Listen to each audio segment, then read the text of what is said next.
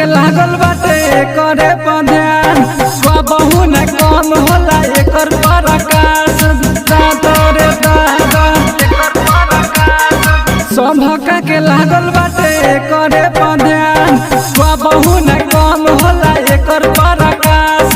सगरी सामान लागल करेंट बाइट सगरी सामान लागल करेंट बाइट हरे करेच डिलाइट हरे करेच डिलाइट हरे करेच डिलाइट हरे करेच डिलाइट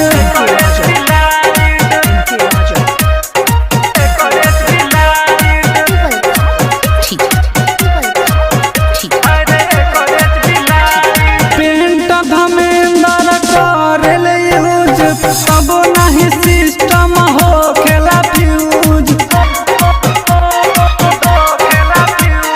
पेंट धमेंद्र करेल यूज तब नहीं सिस्टम हो खेला फ्यूज विनय बिहारी के करेला यूज विनय बिहारी के करेला यूज हरे करेच डिलाइट हरे करेच डिलाइट हरे करेच डिलाइट हरे करेच डिलाइट।